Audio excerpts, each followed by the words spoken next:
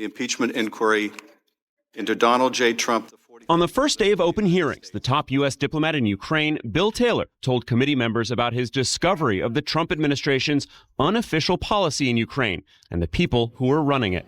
I encountered an irregular, informal channel of U.S. policymaking with respect to Ukraine, unaccountable to Congress, a channel that included then Special Envoy Kurt Volker, U.S. Ambassador to the European Union Gordon Sondland, Secretary of Energy Rick Perry, White House Chief of Staff Mick Mulvaney, and, as I subsequently learned, Mr. Giuliani. The odd push to make President Zelensky publicly commit to investigations of Burisma and alleged interference in the 2016 election showed how the official foreign policy of the United States was undercut by the irregular efforts led by Mr. Giuliani.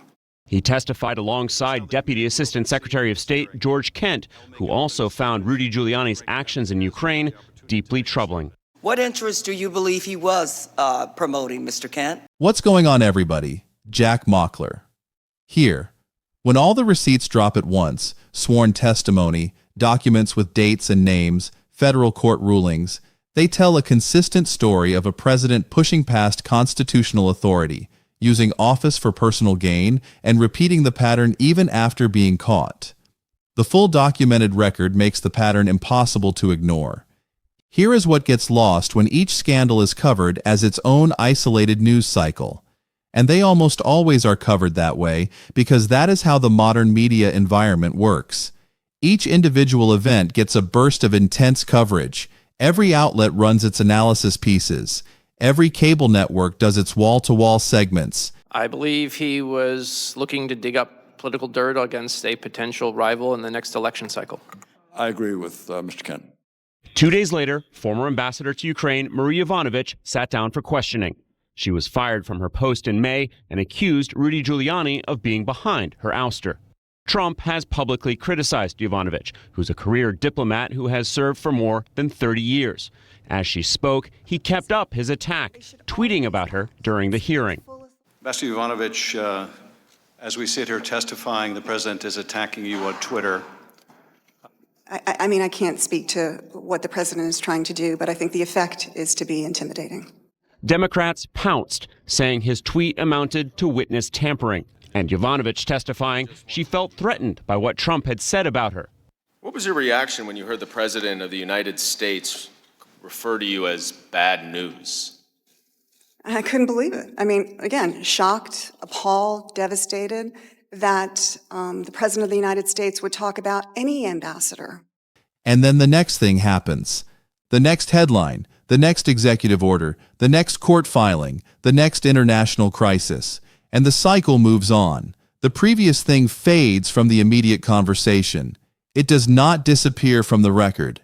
It just stops being the center of the daily news environment. And the result of that pattern repeated across years and across multiple different categories of serious allegations is that most people carry individual fragments of the story in their heads without holding the complete picture all at once. They remember the Ukraine call. They remember January 6th. They know about the election executive orders.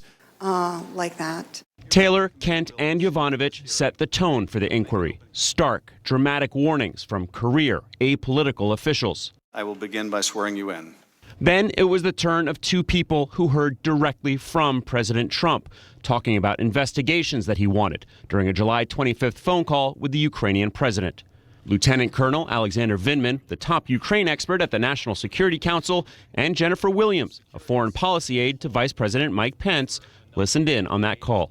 In this July 25th call between the presidents of the United States and Ukraine, President Trump demanded a favor of President Zelensky to conduct investigations that both of you acknowledge were for President Trump's political interest, not the national interest. And in return for his promise of a much-desired White House meeting for President Zelensky. Colonel Vindman, is that an accurate summary of the excerpts that we just looked at? Yes. Ms. Williams? Yes.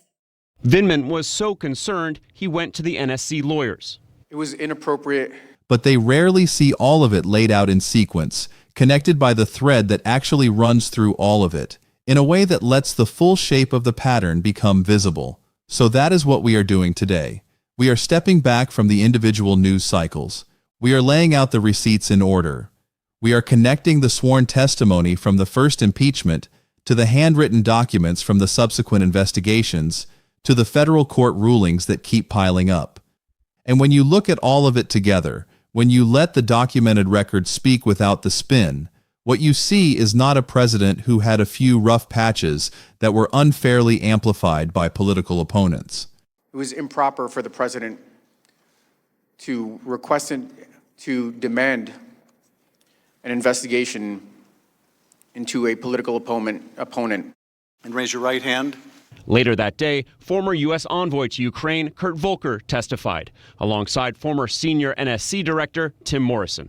Volker, a witness that Republicans had been counting on, said he is now aware of a request for an investigation into the Bidens, though he claims he didn't realize it at the time. In hindsight, I now understand that others saw the idea of investigating possible corruption involving the Ukrainian company Burisma as equivalent to investigating former Vice President Biden. I saw them as very different. In retrospect, I should have seen that connection differently, and had I done so, I would have raised my own objections. Mr. Sondland. House Democrats inched even closer to the president by next calling Gordon Sondland, the U.S. ambassador to the European Union. Sondland is the only witness so far who spoke directly to President Trump about investigations.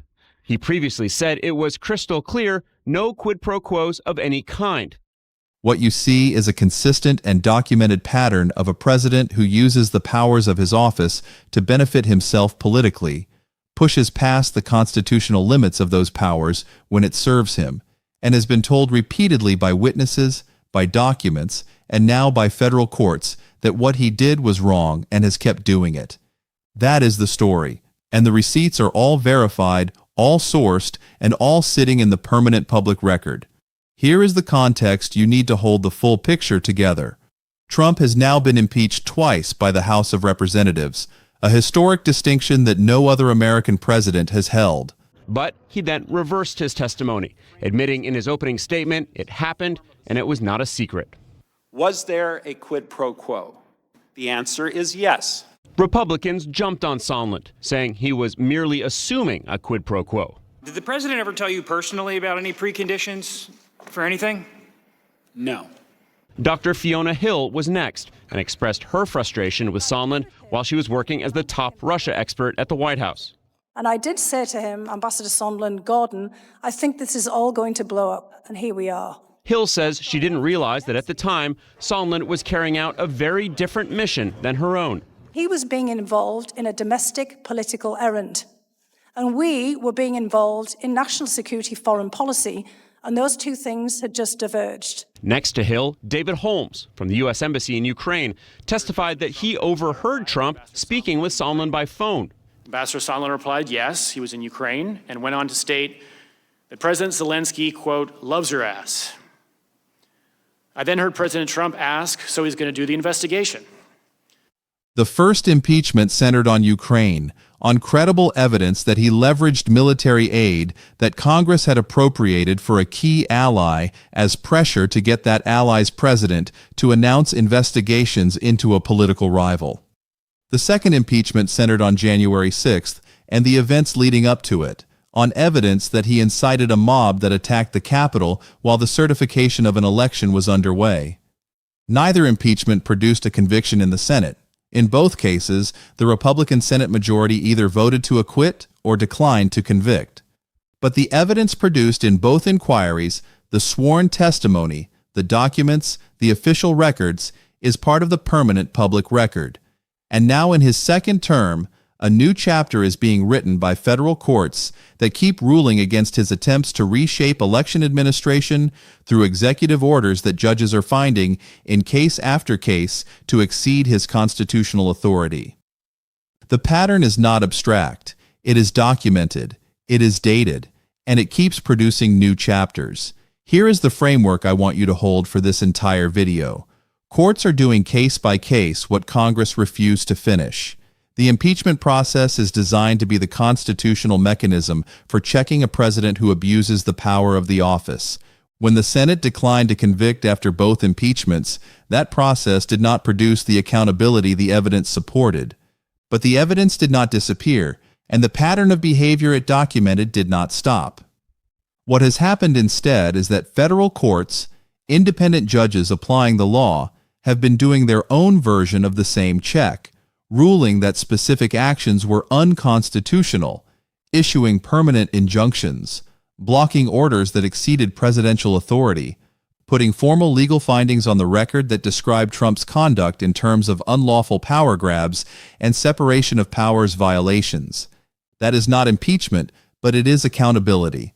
And taken together with the impeachment record, it builds a picture of a president whose relationship with the limits of his own authority is uniquely, consistently, and extensively documented. Let's go through the receipts because the details are what make this story land, and I want to make sure we go through them carefully and specifically. We are covering 4 major documented moments: the Sondland testimony, the Parnas documents, the Ukraine call memo and whistleblower complaint, and the string of federal court rulings on election executive orders. Each one is significant individually. All of them together tell a story that is genuinely hard to explain away. Let's start with Gordon Sondland because his testimony before Congress during the first impeachment inquiry is one of the most consequential moments in the documented record of this entire period, and it deserves to be understood in detail rather than remembered only as a headline.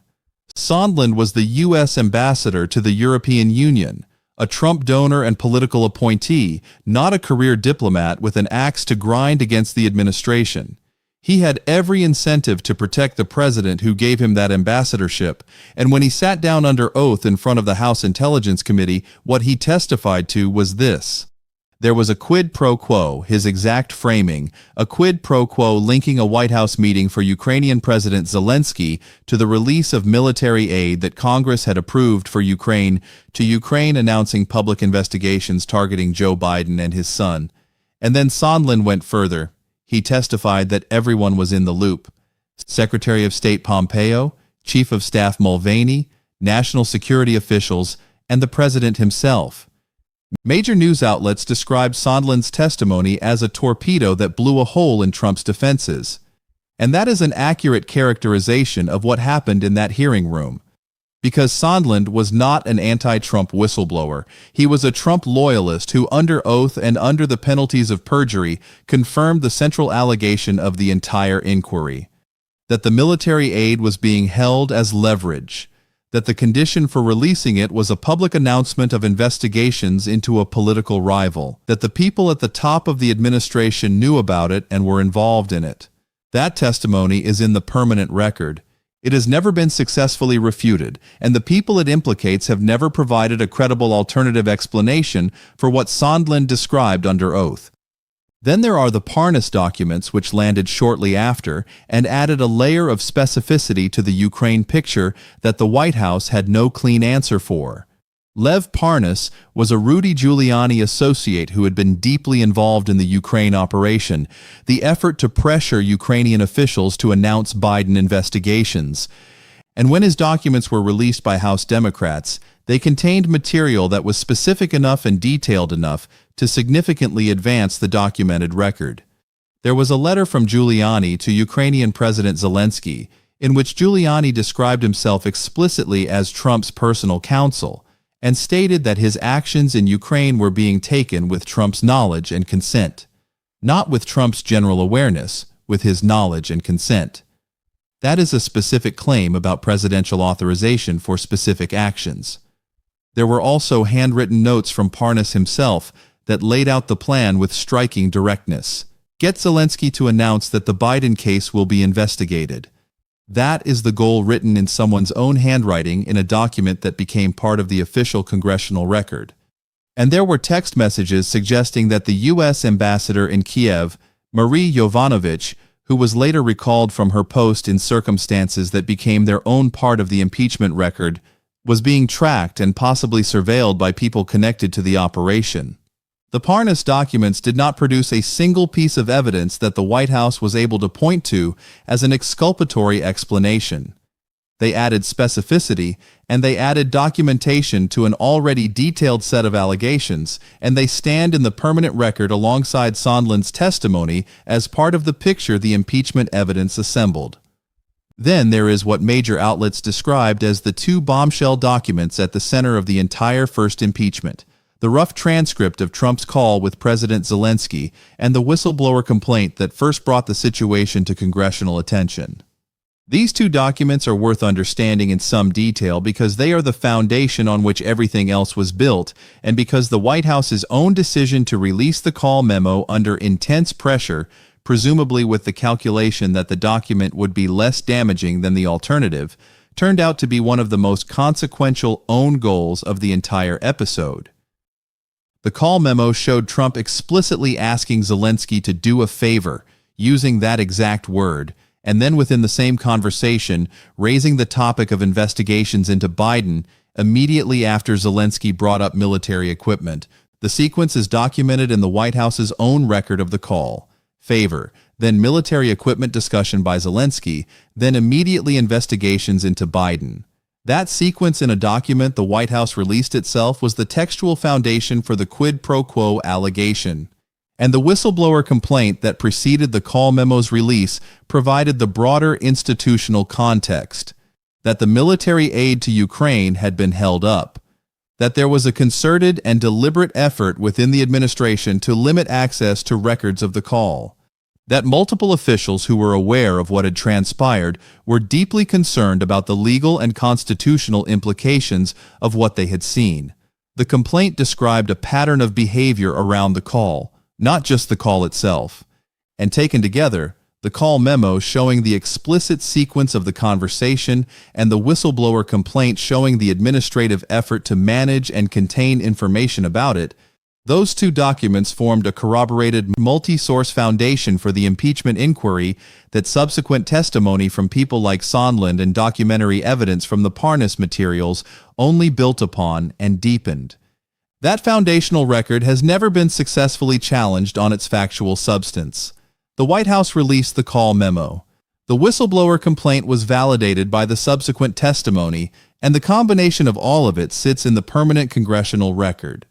Now let's bring the story to the present, because what is happening with Trump's election executive orders and the federal court striking them down is the new chapter of the same documented pattern. Federal courts have been ruling against Trump's attempts to reshape election administration through executive orders, and they have been doing it using the specific language of constitutional overreach.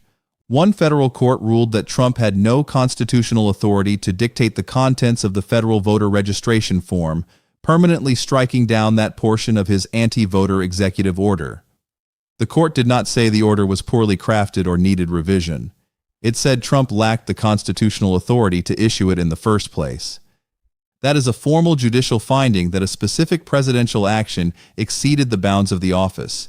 Then another federal court permanently struck down Trump's attempts to impose registration and ballot request rules on military and overseas voters. Again, holding that Trump had acted beyond his legal authority and violated the separation of powers. Two separate courts, two separate rulings, both using the language of constitutional overreach, both issuing permanent injunctions. And then there was the verified voter list order directing the Department of Homeland Security and the Social Security Administration to build a nationwide voter list and blocking the post office from sending absentee ballots to anyone not on those lists.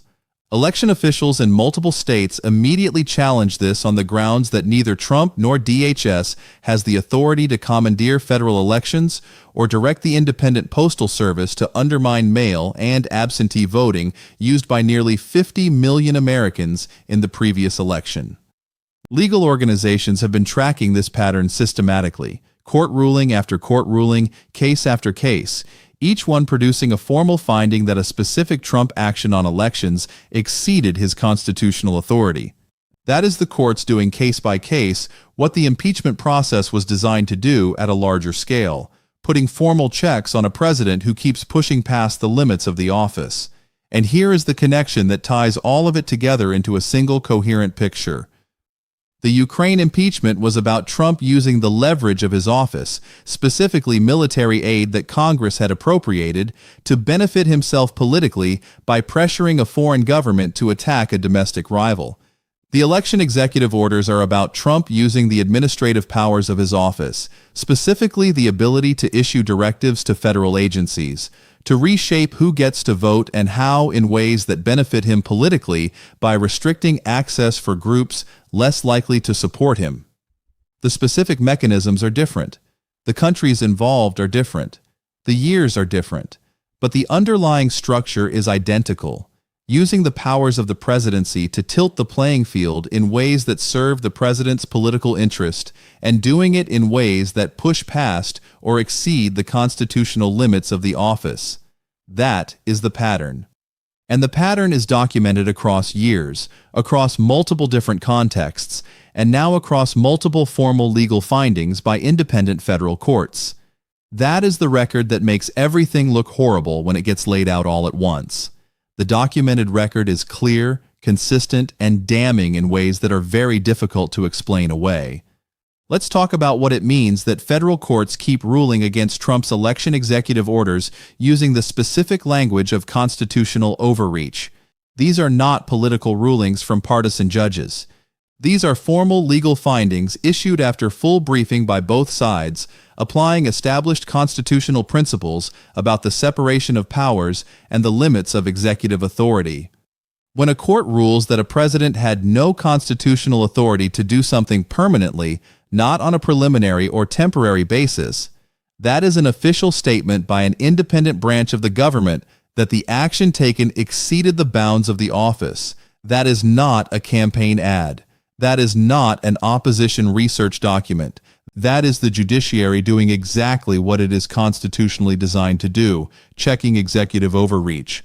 And the fact that it keeps happening, that the rulings keep coming in different courts on different specific executive orders, all using variations of the same constitutional language, is itself the most important data point in the current picture. One court ruling that one executive order exceeded presidential authority could be an edge case. 2 rulings could be a pattern. 3 or more rulings across multiple courts on multiple different orders, all finding the same kind of constitutional violation. That is a documented record of a governing approach that consistently and repeatedly pushes past the limits of the office. And that documented record matters for how history will evaluate this period, regardless of what happens in any single political battle. The specific accountability gap between what the documented record shows and what has actually happened to Trump as a consequence is striking. Gordon Sondland testified under oath that there was a quid pro quo and that everyone was in the loop. The Parnas documents contain handwritten notes laying out the plan explicitly. The call memo showed the favor followed immediately by the Biden investigation discussion. The whistleblower complaint described a concerted effort to limit access to information about what happened. All of that went into the record. The House impeached, the Senate acquitted, and Trump remained in office, ran again, won again, and is now issuing executive orders on elections that federal courts keep striking down as unconstitutional. That sequence, damning documented evidence, formal accountability process, acquittal on largely partisan lines, continuation of the behavior in new forms, is the story that explains why the accountability question keeps coming back. The behavior did not stop when the first impeachment ended. It did not stop when the second impeachment ended. And what we are seeing now with federal courts serving as the accountability mechanism in place of the political one that did not produce a conviction is an accountability system working in pieces and in parts rather than as a unified whole. The courts are doing their job, but they are doing it reactively, order by order, rather than addressing the broader pattern in a single definitive proceeding. And the gap between the scale of the documented pattern and the scale of the accountability response to it is the central story of this entire period. This brings us to what the documented pattern means for the future. The election executive orders are not finished legal battles. The Massachusetts case involving multiple state attorneys general challenging the verified voter list order is still pending. Additional legal challenges are in the pipeline. More court rulings are coming. And each ruling that comes down, each additional formal finding that a specific Trump action on elections exceeded his constitutional authority, adds another data point to a record that is going to be central to the political conversation. Republican incumbents who have defended these orders are going to face questions about court rulings that describe them as unconstitutional overreach. Voters who are paying attention to the pattern from the Ukraine documents to the election court rulings are going to be weighing what they know about that pattern when they decide whether to hold Trump's party accountable. The donors and strategists inside the Republican Party who have been watching all of this closely and quietly, the ones who have expressed privately that some of this evidence is worse than they expected, are going to have their own calculations to make about what a continued association with this documented record costs them heading into the next election cycle. Because here is the bottom line that the documented record forces you to confront. Gordon Sondland, a Trump appointee and donor, testified under oath that there was a quid pro quo and that the president and his top officials were all in the loop. Handwritten notes from a Giuliani associate laid out in explicit language a plan to pressure a foreign government to investigate a political rival, with Giuliani's own letter saying it was done with Trump's knowledge and consent. The call memo released by the White House itself showed the favor request followed directly by the Biden investigation discussion. Federal courts have now issued multiple permanent rulings using the language of constitutional authority and separation of powers, striking down Trump's attempts to reshape election administration through executive orders. That is the record. It is documented. It is sourced. It is in the permanent public archive. And when you lay all of it out in sequence, when you let the receipts speak without the spin and the deflection and the witch hunt framing layered on top, the picture it paints is consistent, clear, and genuinely damning in ways that are very difficult to explain away. The question of what ultimately happens as a consequence, whether voters or courts or some future political process produce accountability proportionate to the documented pattern, is the question that the upcoming elections are going to begin to answer. The documented record of Trump's conduct is extensive, and it spans multiple years and multiple categories of serious allegations. The Ukraine impeachment showed a president using military aid to pressure a foreign government to investigate a political rival. The second impeachment showed a president inciting a mob that attacked the Capitol. And the federal court rulings on election executive orders show a president repeatedly attempting to reshape election administration in ways that courts have found to exceed his constitutional authority. Taken together, these three categories of documented conduct describe a pattern that is genuinely unprecedented in American history. No other president has been impeached twice. No other president has had multiple federal courts rule that their executive orders exceeded constitutional authority in such a sustained and consistent way. And no other president has had such a comprehensive documented record of conduct that spans so many different categories of serious allegations. The receipts are all there. The sworn testimony, the documents, the court rulings, they are all part of the permanent public record, and they all tell the same story. A story of a president who consistently pushed past the boundaries of his constitutional authority, who used the powers of his office to benefit himself politically, and who kept doing it even after being caught multiple times. The 2026 election is going to be a referendum on whether voters believe this documented record warrants accountability. The Republican Party has largely defended Trump throughout these controversies, but the documented record is becoming increasingly difficult to explain away. When federal courts keep ruling that a president's actions exceeded constitutional authority, it becomes harder to argue that those actions were legitimate. When witnesses testify under oath that there was a quid pro quo and everyone was in the loop, it becomes harder to argue that nothing improper happened. When documents contain handwritten notes laying out explicit plans, it becomes harder to argue that there was no evidence of misconduct. The documented record of Trump's overreach is growing with every court ruling and piece of evidence, and it will be central to the 2026 election conversation. The accountability question remains for voters to answer, but the record itself is already clear, documented, and devastating. The story is still being written.